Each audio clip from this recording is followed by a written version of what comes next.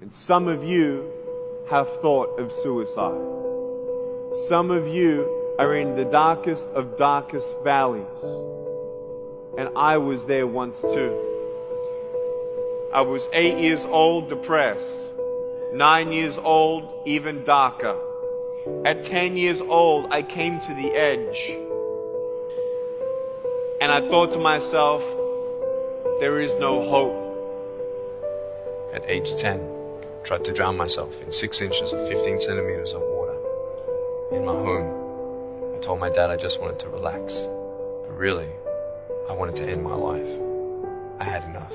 The first 2 times I rolled over, I was trying to work out how much air I hold in my lungs before I let it out. The third time, in my mind, knowing that I wanted to get out of here because of the bullying in my life, because I was going to be a burden to my parents and I had nothing to look forward to, I realized at that moment that if I actually went through with committing suicide, I would leave a greater burden for my parents than they already had. So when I saw in my mind my mum and my dad and my brother crying at my grave, if I went through with it, that one thought saved me. The power of encouragement. You can save a person's life. You may have arms and legs, but unless you know 3 things. Number 1, who are you and what your value is? Number 2, what is your purpose here in life? And number 3, what is your destiny when you're done here? If you don't know the answers of any of those 3 questions, you're more disabled than I. If I gave you $1 billion, would you be happy? If you gave me $1 billion, I'd be very happy. But then if my mum dies tonight, am I happy? No.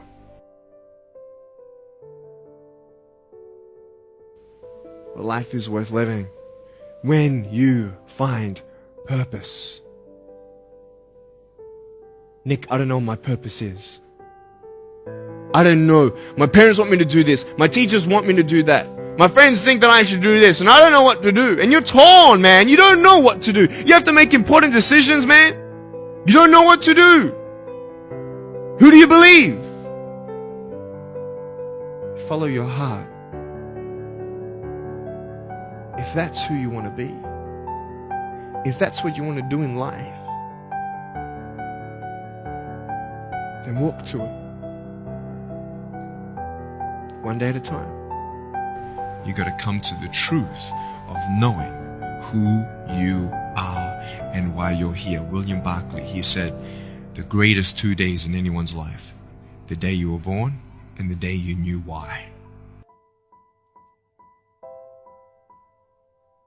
I know that there are 1 billion people going hungry today. I know that this year 1 million people will commit suicide. It's 1 every 40 seconds. So many people tease each other. Oh, you're too short, you're too tall, you look whatever. Different hair and all that. It doesn't matter. See, the thing is, when you're in school, when you're growing up in life, it actually sort of matters to people how you look. And then it matters to you because it matters to others. Why? Why does it matter how you look? Because if they don't like you, then who will?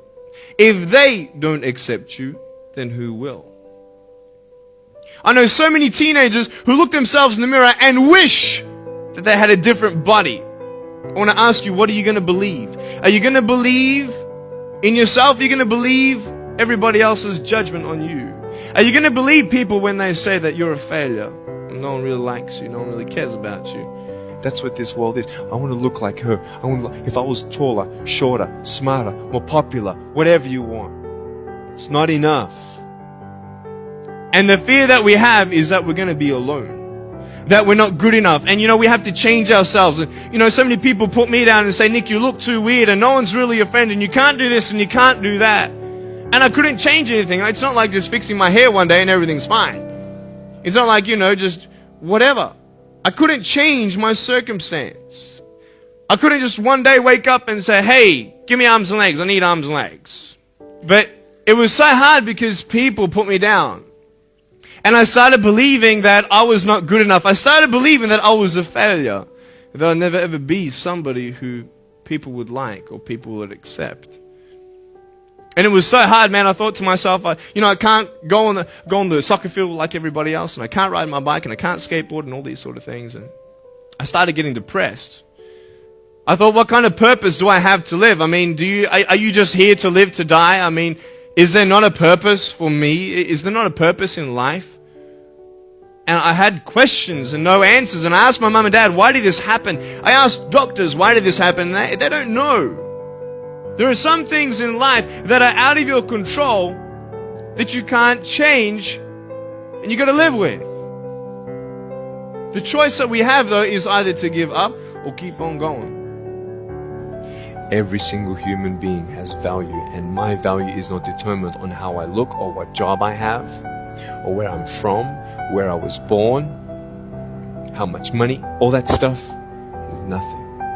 And it's funny how the friends around you sort of determine who you are. You change yourself. You come to school. And everybody swore around me at high school, so I started swearing. Why? Because it's the cool thing to do. Everybody swears. So I don't want to be left out. And I want to be accepted, so I started swearing. You go to a party, everybody's drinking, so you drink. Why? Well, everybody else around me is doing a big deal. And you start losing yourself, and you start putting your security in temporary things. You start putting your happiness in things that won't last. You can get drunk all you like, but in the morning, you're going to be sober with a headache with the same problems. Nick, you're not good enough. Nick, just give up. Nick, you're never going to get a job. You won't get married. You can't even hold your wife's hand. What kind of a father are you going to be if you can't even pick up your kids when they're crying?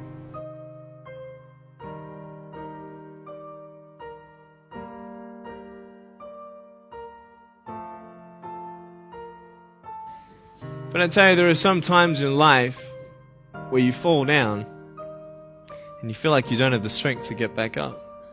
Because I tell you, I'm down here, face down, and I have no arms, no legs. It should be impossible for me to get back up, but it's not.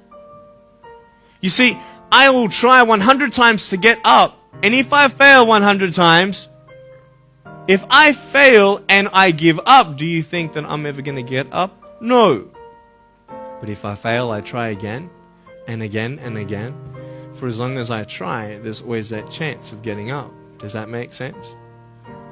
And it's not the end until you've given up. And just the fact that you're here should persuade you that you have another chance to get back up.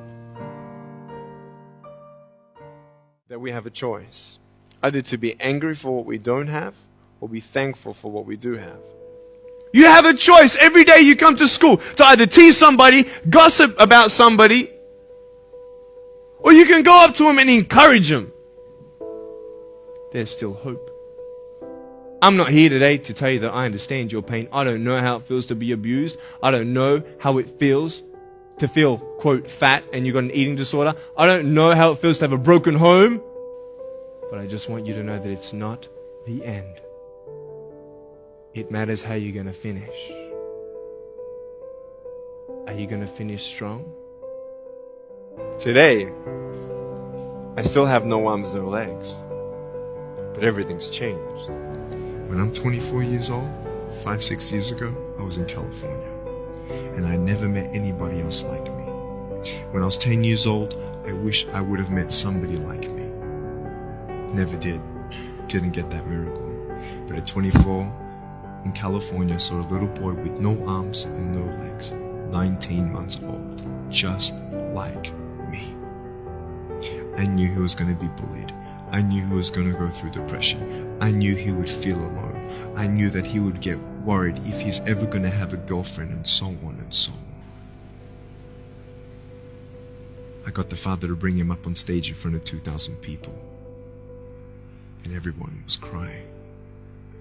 And it was a materialization of when you don't get a miracle, you can be a miracle for someone else.